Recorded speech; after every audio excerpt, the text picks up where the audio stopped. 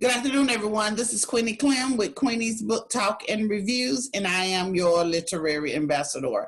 And today I have on my channel some men folk for a Father's Day panel. Welcome, everyone. Welcome, welcome, welcome. Hello, hello. Hello. Thank you. Thank you for having us. Okay, I'm going to go around and you can introduce yourself and then we can get started. Hezekiah, Maurice, go ahead. My name is Hezekiah Maurice, author Hezekiah Maurice. Okay. That's how you what else you need me to? I'm a father of one. I have a daughter who is 16 years old. I can say that I haven't been the best father, but I love her dearly. And everything that I do now, from here on out, is to work to have for her to have a better future and a life than I did. That's great. Okay. Maurice, great. But as some children don't understand, they don't understand that when they're growing up. Okay. Maurice Gray. Hello, Maurice Gray. I'm a published author. I don't have any children, but my father is still living at the age of 86. And there's so many kids out there who call me Uncle Mo that I've had a decent amount of fatherhood experience. So thanks for having me on the panel. Thank you. John Clement. Hello, my name is John Clement. I'm a stepfather of two and an uncle. And like Maurice said, a lot of people who call me Pop or Papa John. All right. And David Harris. I'm David Harris. I'm an author. I'm a minister. And I'm the father of two boys. I just enjoy being a father. I'm also an uncle. I have lots of cousins. I have lots of relatives. And I just enjoy talking to people. I just enjoy ministering to people. I just enjoy doing what I do. I'm a painting contractor. I love all that kind of stuff. And I just look forward to this forum right here. Thank you. Thank you. Okay, the first question, how did you feel? Some of this might not apply to some of you, but how did you feel when you first found out that you were going to be a father? Can I go first? Yes. Oh. It was like one of the most happiest moments of my life. But at the same time, I was like, I cannot be a father. There's no way. Like, I had been with like a couple of different women before then I met her, and I was like, none of them get pregnant. How did she end up pregnant, you know? And I think it's all on God's timing and the person who was going to have my child and, you know, take care and comfort her. And God looked out for me in many ways. And it was just an overjoying feeling that it was going to be, I was going to have something on earth that was going to be a part of me. It was going to actually have my DNA running through her veins, you know. And it was just an amazing feeling. Okay, thank you. David?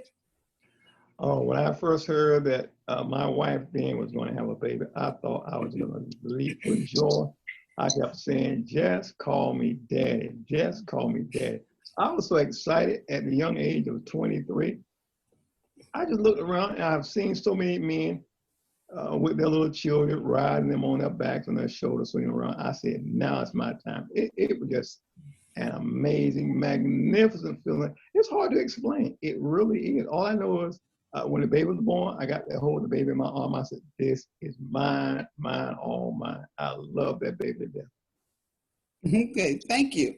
All right, what is manhood to you, Maurice? I would say manhood is knowing your responsibilities, knowing where you need to be spiritually, where you need to be in terms of your physical health, where you need to be financially, having a good grasp on all of that, understanding what that means to those who are around you. I mean, to me, manhood means not just thinking about yourself, but how is it that what you do and how you're living? How does that affect the people who are in your circle? Okay. John Clement? Same question. Yes. Manhood for me is, and I agree with Maurice 100%.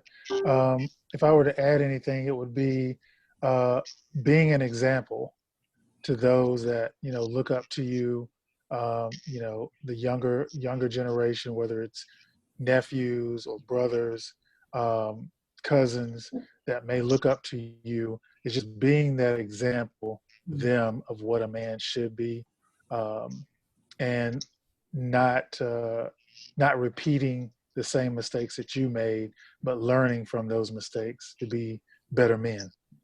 Okay. David?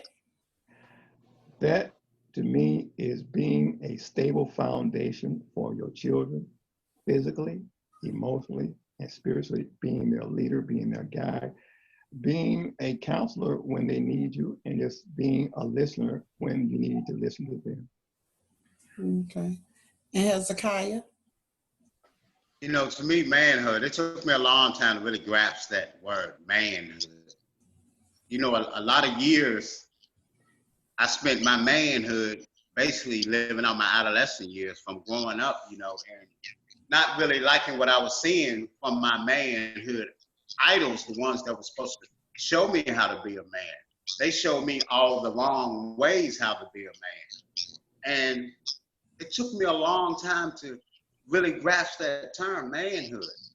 And when I'm getting older, I'm trying to come to grasp with what a man is supposed to do.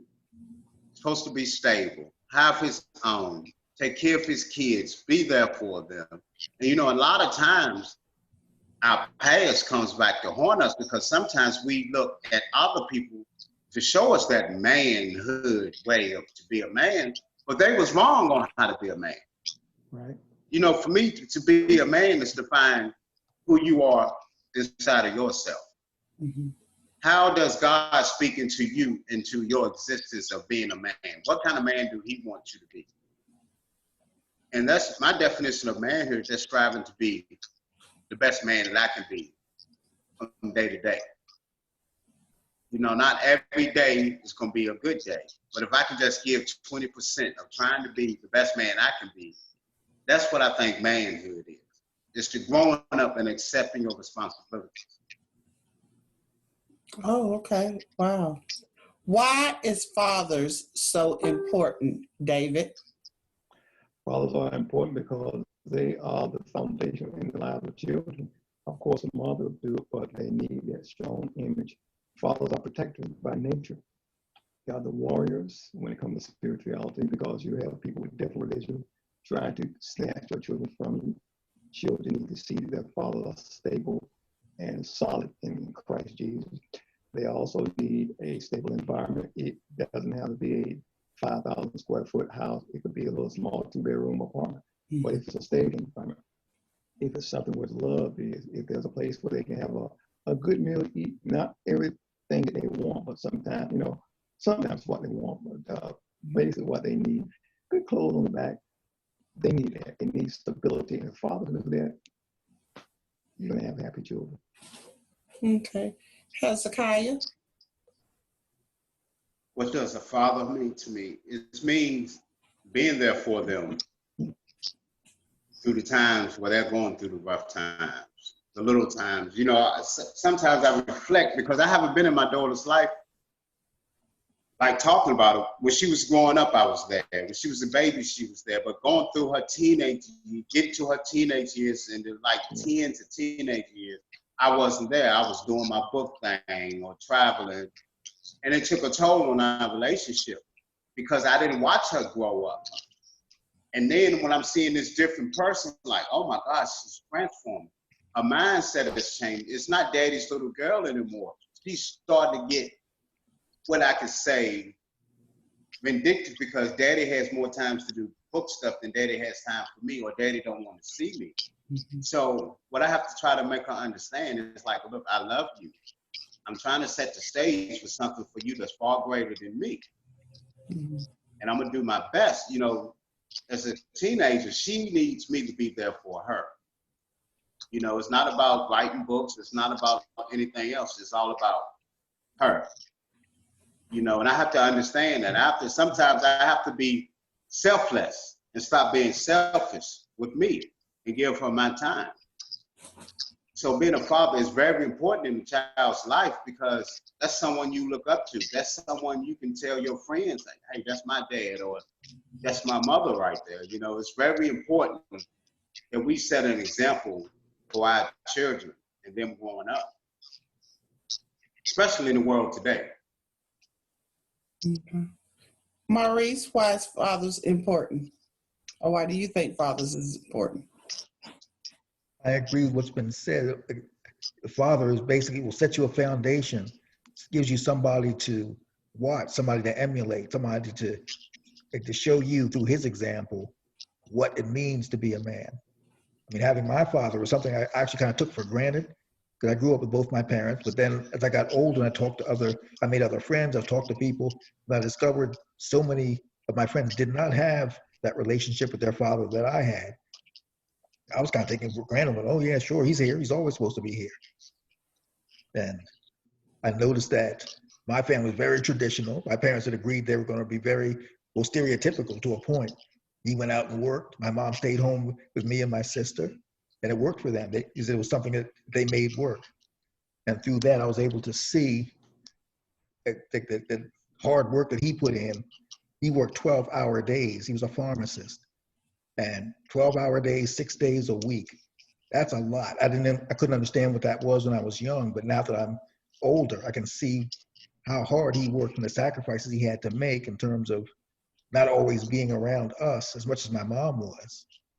So it was important for me to see that. Now that I'm older, I can kind of get that. I can see why he did what he did, because he wanted to make sure that we had what we needed and a few things that we wanted, just like what was said earlier.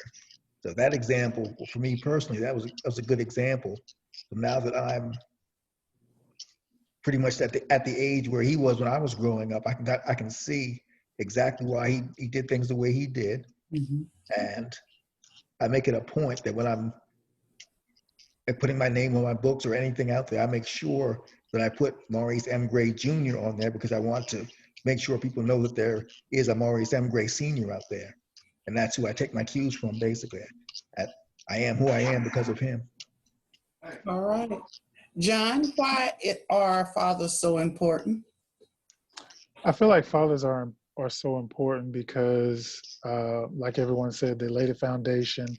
They provide that structure for the home and for the household.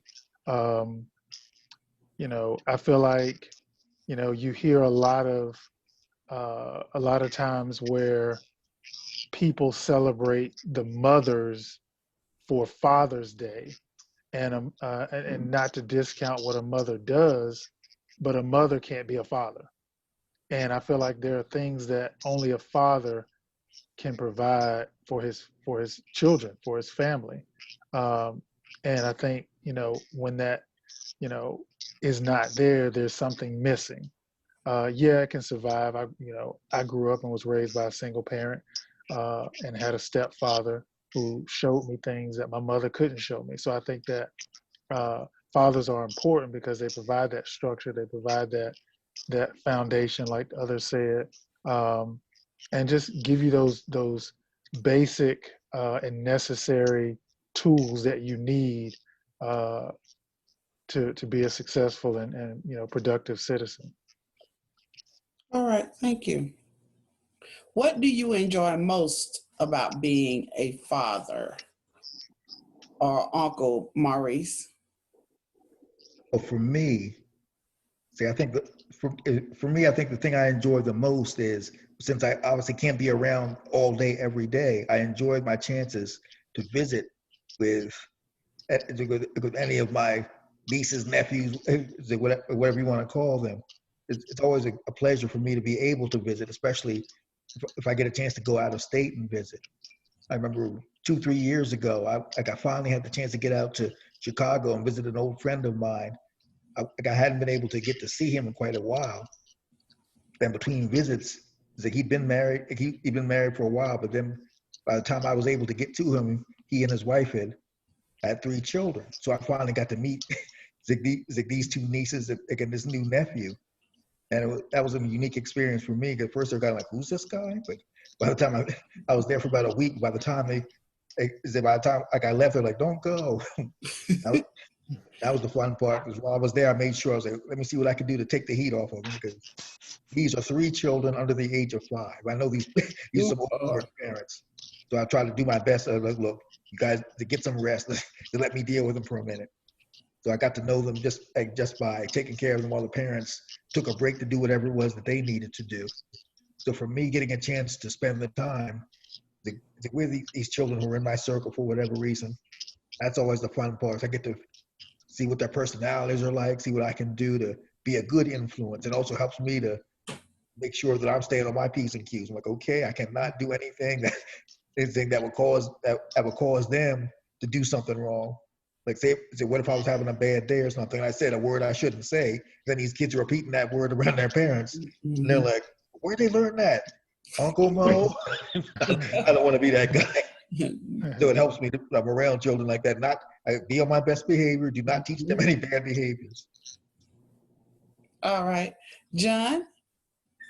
What did you enjoy most, I guess, about being a stepfather and an uncle? I guess just I'm the type of person where I love to learn and I love to teach. So, basically the one thing I loved the most about it was being able to teach what I know, and in turn, learning from that process. So a lot of times, we have this persona that we know it all because we're a father. But it's just learning those things that you didn't know from your children, from your stepchildren, from your nephews or nieces. So I think it's that learning process for me, and always learning something new and being able to teach something that they didn't know. So that learning process was always the best part for me. David? I enjoy being there, just like that missing piece in the puzzle. My piece is fatherhood. I can't be in anyone else's place. I like being there for that strength that they need. If it's no more than just to move some furniture around or get a picture off the wall and move from one wall to another, if it's no more than picking up one of the heavy children and sitting them somewhere where the woman won't have to do it. I just like being there doing my part, because I know my part is to be this foundation, both physically, emotionally, spiritually, and financially. I don't like the woman having to do my part for me. I want to be there, even if it's just something as washing the car. I enjoy doing it. I like seeing a smile on her face when she said, "It looks good. It smells good in here too." I just want to be there to do my part, just to see the satisfaction on her face and the satisfaction on the children's face. Of course, sometimes the kids come out there and help me wash the car, but I like being out there just to see that satisfaction of doing what I'm supposed to be doing, so everybody will be happy. All right. Hezekiah?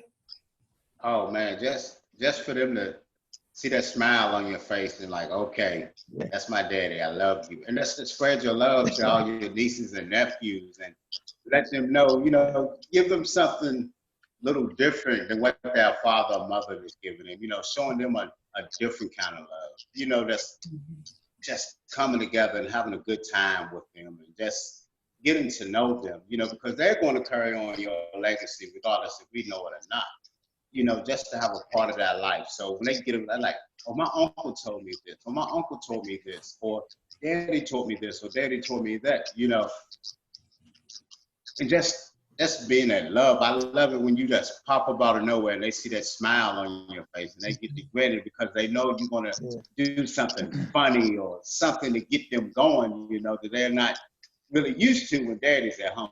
So we give them a break, you know what I'm saying? And we give the women a break too by just being a father and being responsible, and that's showing up when we're supposed to show up and not disappoint. Okay. Do you think today's fathers have it harder, easier, or just different, John? That's a good question. I would like to say harder, but I think it might just be different.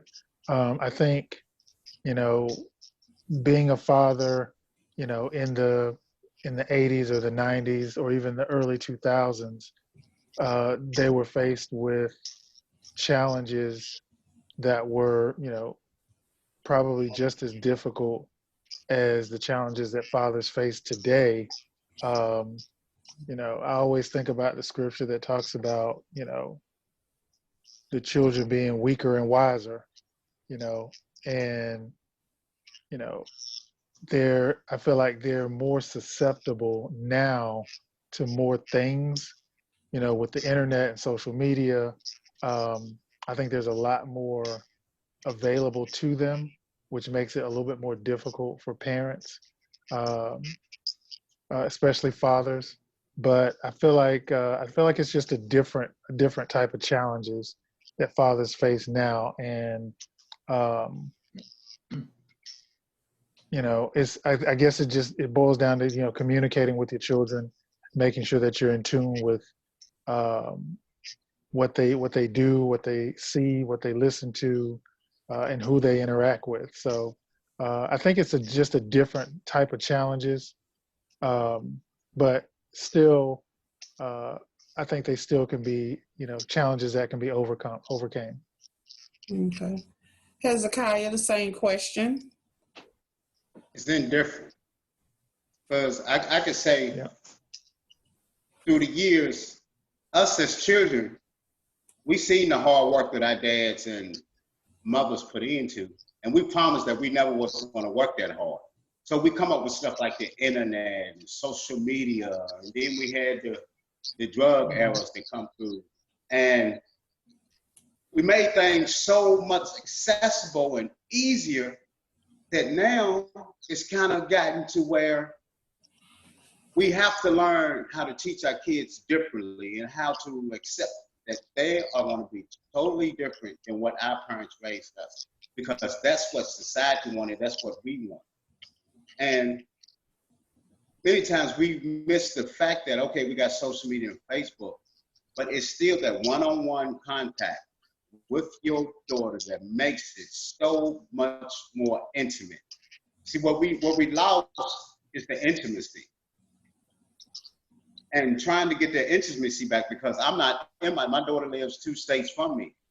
So that intimacy that she's missing, okay, I can send her a text every day, good morning, I love you, or what's going on with your problems. But if I'm not right there sitting down with her, it just blows off her head. Okay, she keeps going to the next day. So we have to come up with different ways to teach and to mold our kids and to be better members of society and to grow and to learn from the mistakes that we went through. All right, Maurice.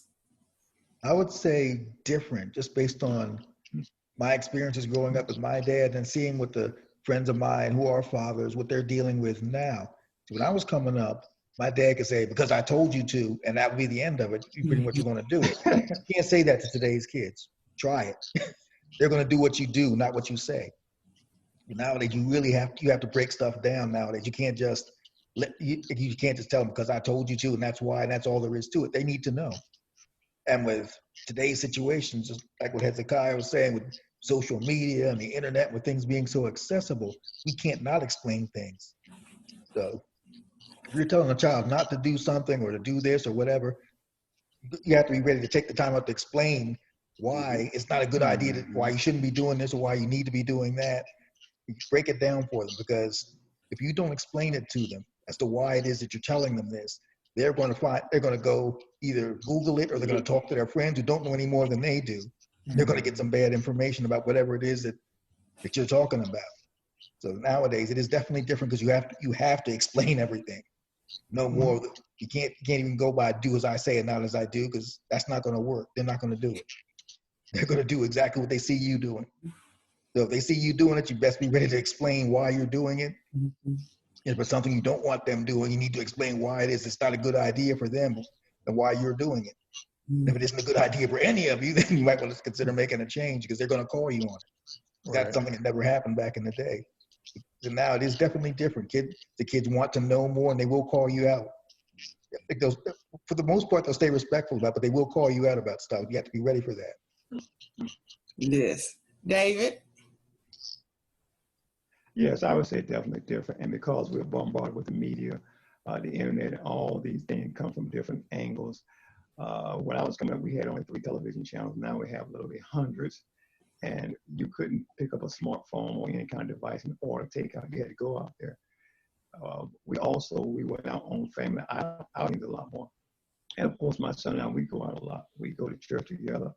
I live in one apartment. He lives in another place because he's grown now.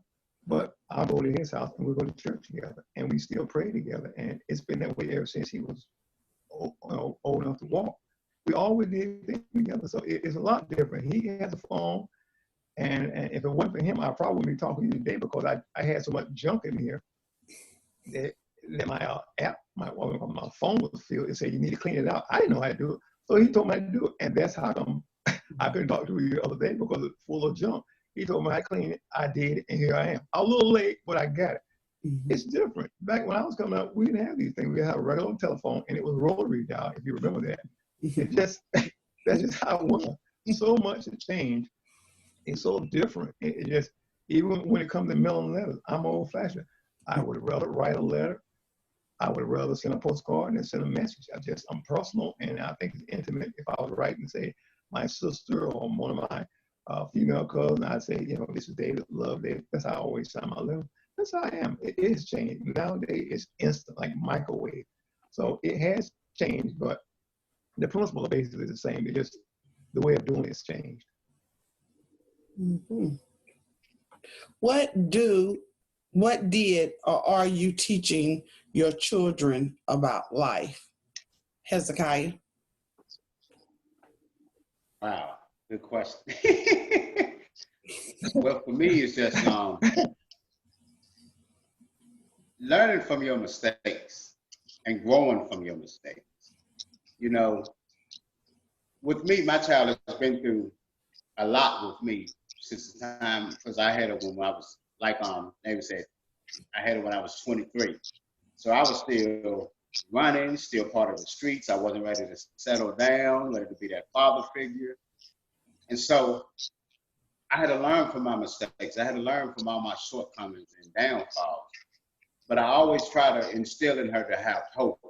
And I always dream. And I always tell yourself that you are somebody, that you're beautiful, and that you can get things accomplished if you try hard. Sometimes we think about she'll talk to me and be like, well, Dad, I want to do this in school and I want to do that. And I say, I'm proud of you. You can be whoever you want to be, as long as we encourage them. Because one of the biggest problems that I had growing up was I always wanted my father to come to my sporting events. My mother would always take me to my sporting events, but I didn't want her to take me to my sporting events. I wanted my father there, but he was never there. So that kind of took my sports career out the window, because I was like, why is my father here, the one that's molded me to one of these sports players, not here? It's always my mother. And I never accepted it. I was always not understanding why he couldn't be there. So I just tried to instill in my daughter, that we learn through our mistakes, that you're going to go through things, try to grow through things, and to understand that just because I'm not there, I don't love you any less. And I have to instill that in her every day. It's like, I text her, I love you. And when I wake up in the morning, I love you. First thing I think about, just to let them know that you are in that corner and that you are going to be behind them 100% on whatever they choose in life. Maurice? I'd say, is that when I get a chance, especially with the ones who are brave enough to let me be on their social media, be their friend on social media, I try to reinforce what their parents are telling them about how to be careful out there these days with what's going on with the racial climate and things like that. That's the biggest thing I'm trying to get in their heads. I don't want them to walk around scared, but I also don't want them to walk around thinking they can just be business as usual. Mm-hmm. And sometimes what they think is just playing around can literally get them killed. Those are things I especially want to instill in the boys. Seems like there's a target on black men's backs. And youth is not going to save you. So that's one of the things I like to get across when I'm interacting with any of my nieces, and especially the nephews. Nieces need to know this stuff too. All right, John. A few things. I mean, one of the biggest is that nothing comes to a dreamer but sleep, and you can have the best dreams and things that you want to do, but you got to get up and do it. You got to take action on it. And that successful people don't sleep all day. They don't lay around. They get up, they get stuff done, they make things happen. And it's not just enough to dream, be a dreamer, but you got to be a doer. And the other thing would be that, you know, you got to be yourself. God made everybody individually. Even twins are different. So, you know, be yourself, because everybody else is already taken. So those are the two biggest things that I would say, you know, being successful, get out and do it, and be yourself. Those are the things I try to instill into my nephew. David. Okay, what I instill in my son is if you work hard, save your money, you can get anything you want. Always have something extra, some surplus, just in case there are hard times. Just a few months ago, before we had this lockdown, he was saying, Dad, I got enough money to save up to get a truck. I said, son, wait, because you don't know what the future is going to be about. You might find a better deal. Just wait. He kept waiting. He said, Dad, I got enough to pay almost cash. But I said, keep waiting. And right before he got their vehicle, we had this, and well, right during this time, we had this lockdown and everything. I said, well, I'm glad you got it. It didn't take too much money in your pocket. Plus, he got his stimulus check, and he has enough to pay it off. But I said, you know, you don't have to pay it off now. Just pay it little by little. So I instilled in him that you can get what you want if you wait. If you want something right away, it may not be worth anything. It's like having a garden. You can grow some tomatoes and some cucumbers in a matter of weeks. But if you want an oak tree, it's going to take you a little long. So I said, son, wait. You can get it, but wait. It's like baking a cake. You gotta wait. If you open the oven up too quickly, it's gonna flop. Take your time. You can get anything you want, and whatever you get, remember, it's not always how much you earn. It's how much you keep. So I would instill that into him. Okay. What do you love about being a father, Hezekiah? Oh man, it's unexplainable. Just to be a father, you know, knowing that this child got your own DNA running through their veins, and she looks up to you and she loves you regardless of what people say about you or whatever. That child still loves you. She loves you regardless of your mistakes you make. She loves you regardless of whatever you go through. And just being able to say, hey, I'm a father. This is mine right here. This is my child right here, who I love, who God said, this is yours. And, you know, when God told Jesus, this is my son, I am well pleased. You know, I look at my kid and I was like, man, I'm well pleased, you know. And it's just an exciting feeling, an overflowing of joy that you cannot explain, you know. And it says, you know, I got into tears Friday because my daughter said, well, I'm coming to visit you. And I didn't text back in time. And she was like, well, I'm not coming there because you don't want to. I'm like, dude, hold on, be patient, you know. Wait, hey, you know, your father's busy sometimes, you know.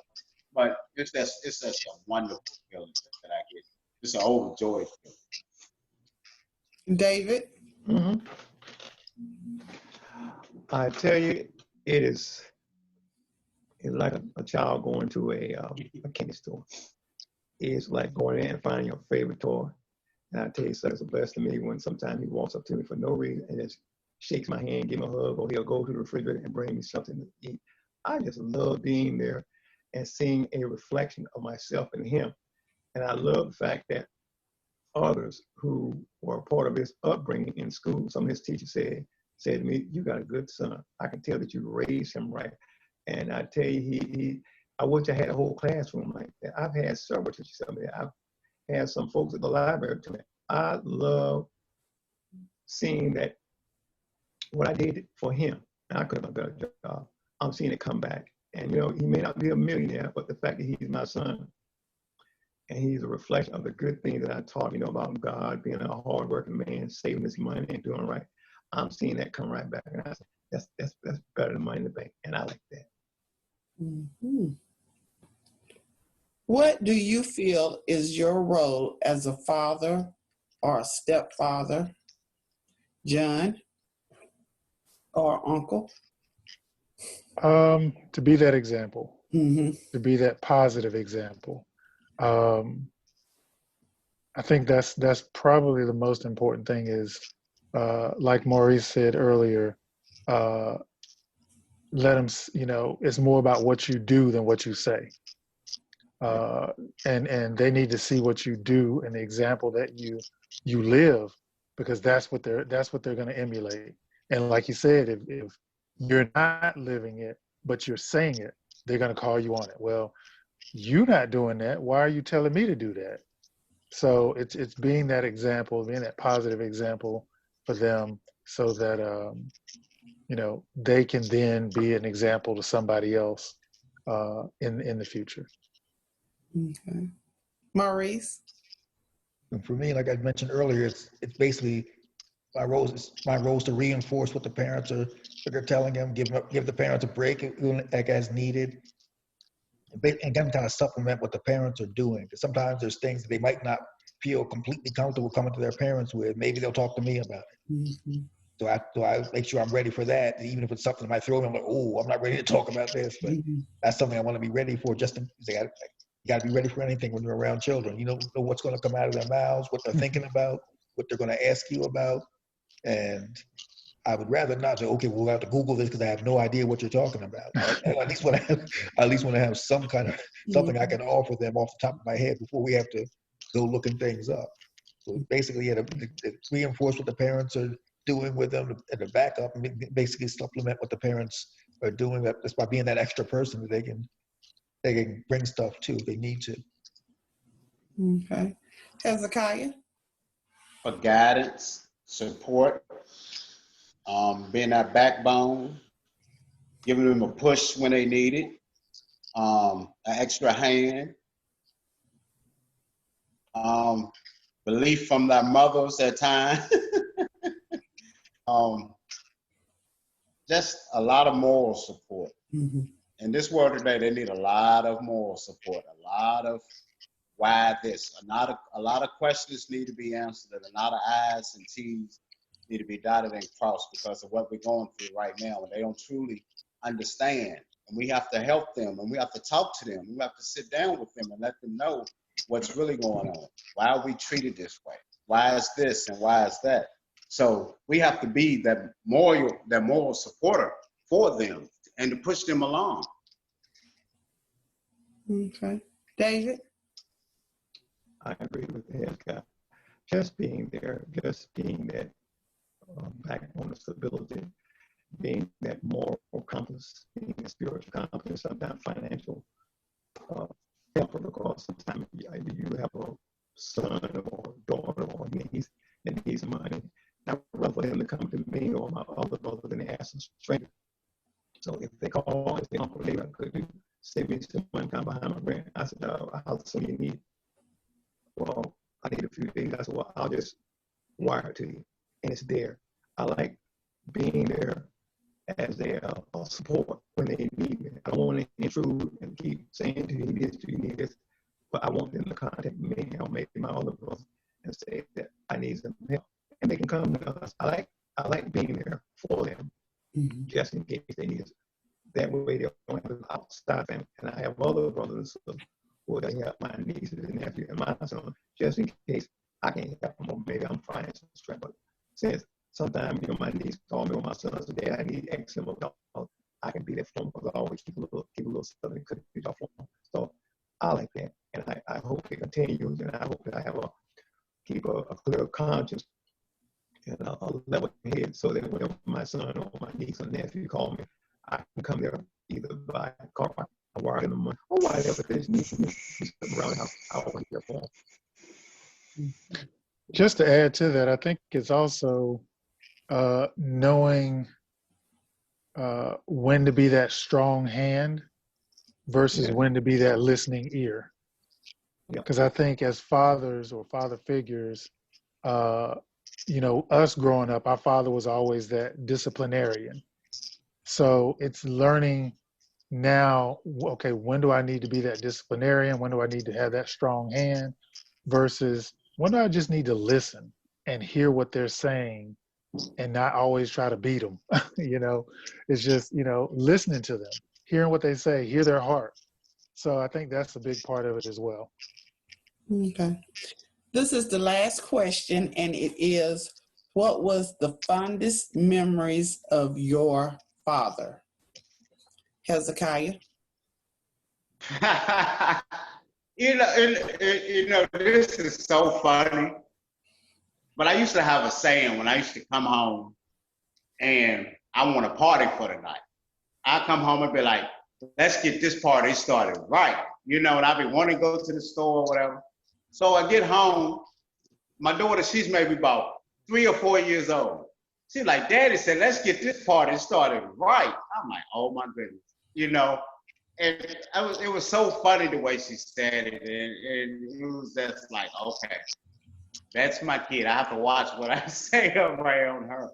But just, oh my goodness, that's everything. It's like, I have so many fondest memories. I can't count them because every time we're together, we have just such a great time, you know. My daughter was more or less like my best friend instead of me being a parent and a discipliner. Because of the way I grew up, I didn't want to impose the way I was brought up on her. So I treated more of our relationship more as a friendship type of relationship.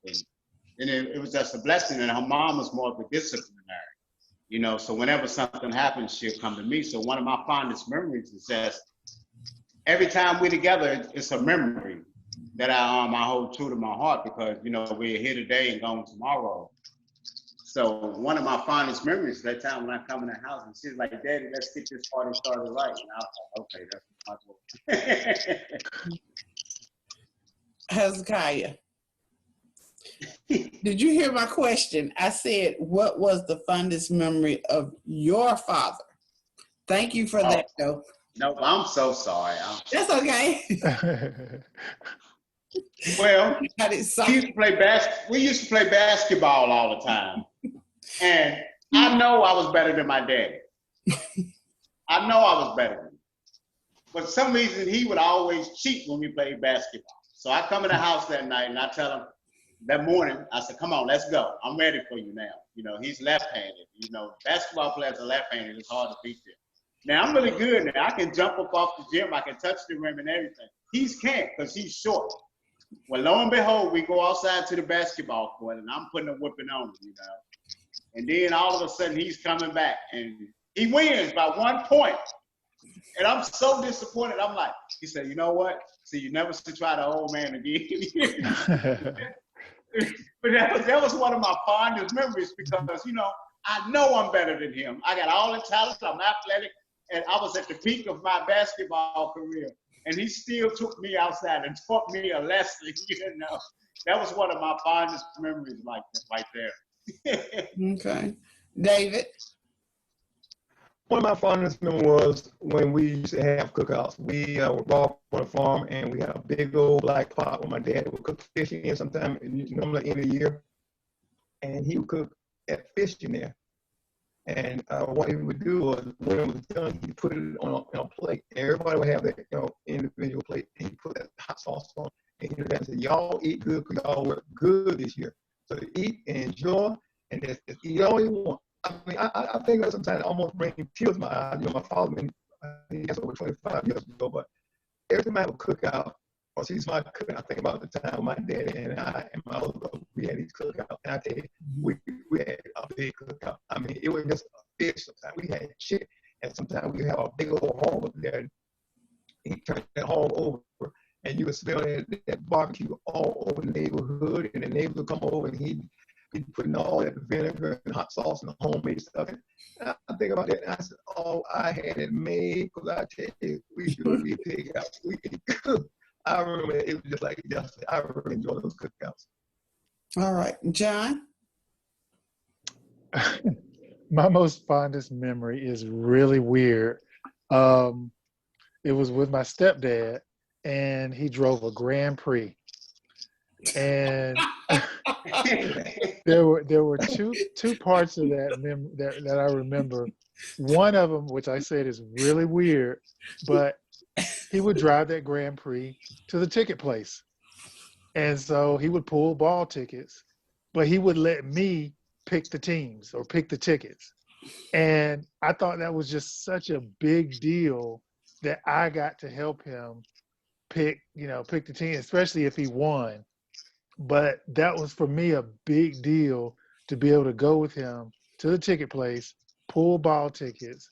And then the best part of that was when he would pull up to a place, he would let me put the car in park instead of him putting it in park. And it was really nothing that I was doing, but just felt like, oh man, I get to put the car in park for this Grand Prix. That was his pride and joy. So me being able to put the car in park and being able to pull those tickets for him, I don't know, it was weird, but it was just a great memory of being able to spend that time with him. So that was my fondest memory. I thought you were going to say something else, but okay. Maurice. There's probably a lot of them, but one thing that really sticks out in my mind now is I remember I mentioned earlier that my dad used to work 12-hour days, like 6 days a week. So when he got a vacation, he really wanted to make the most of it with the rest of us. We would do like family things. Sometimes we'd go to the Phillies baseball game. Sometimes we'd go to the amusement park. Maybe go out of town somewhere. But the one thing I remember the most is one time we went to Six Flags Great Adventure. I don't remember why we split up. It was like me and my parents, my sister and myself. For whatever reason, we split up. My sister, my mom went this way, and my dad and I went this way. And of course, we got lost. We lived the stereotype of men don't ask for directions. We were trying to find our way back to where we were supposed to meet my mom and my sister. We could not find it. At one point, I remember saying, wait a minute, we walked past this before. I think I mentioned that a couple of times, but my dad was like, oh, no, we're on the right path. But eventually, we found our way back to them. But on the way back, something else funny happened. He had bought this hat. It was like a tiger-striped hat of some kind. It really was eye-catching. And he wore that around the park all day. I think he'd forgotten to bring a hat from home, so he bought this tiger-striped hat to keep the sun off. Mm-hmm. It kept the sun off, but it attracted bees. So we had a pretty interesting time of it. We were like, what are all these bees hanging around? We didn't figure that one out for about 5 minutes while all these bees kept swarming around my dad. Then we figured out it was the hat. We ended up having to throw the hat away before we got stung. So that's one of my favorite dad memories right there. All right. I want to thank you, each and every one of you, for coming in today on this Sunday afternoon and talking about the importance of being a father and about fatherhood. Thank you, Hezekiah, Maurice, John, and David. Thank you so much. Thank you for having us.